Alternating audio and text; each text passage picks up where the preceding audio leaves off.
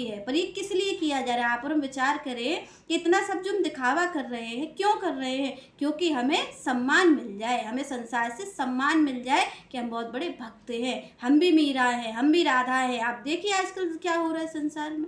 तो यहाँ पर क्यों हो रहा है? ये क्यों हो रहा है? क्योंकि आप सम्मान चाहते हैं। आप चाहते हैं कि जब हमें ये बड़े-बड़े नाम मिल जाएँगे भक्तों के, तो संसार हमारा सम्मान करने लग जाएगा। तो ये वेशभूषा कारण ही यही है, क्योंकि वेशभूषा को सम्मान भगवान भी देते हैं। आप देखिए कि जो तिलक लगाए हैं वो भक्त हैं, जो पहने हैं भगवा वस्त्र वो संत हैं। तो यहाँ पर भगवान ने वेशभूषा को सम्मान दिया है। इसीलिए आज आप देखिए कि कोई भी व्यक्ति वेशभूषा धारण करता है, क्यों? क्योंकि हमें सम्मान मिल जाएगा। तो यहाँ पर भगवान ने कहा कि पहली कंडीशन ही यही है कि सम्मान की आशा नहीं हो। जब आप सम्मान की आशा नहीं रखेंगे, तभी आप वास्तविक भक्ति को कर भी पाएंगे। क्योंकि आप देखिए मीरा जी अगर सम्मान की आशा रखती तो वो श्री कृष्ण को कभी नहीं पा सकती थी। क्योंकि अगर वो ये सोचती कि संसार, आपने देखी जैसे मीरा जी का जीवन रहा है, उन्होंने अपने पति को भी नहीं स्वीकार किया। उन्होंने कहा कि गिरधर लाल ही मेरे पति हैं। तो जब ऐसा कहा तो आप देखिए कि उनको कितने ना कहने वाले शब्द भी संसार ने कहे हैं, ना सुनने योग्य बातें भी मीरा जी को सुननी पड़ी है। तो यहाँ पर उन्होंने संतों का संग किया है, संतों के साथ नृत्य करती हैं मीरा जी।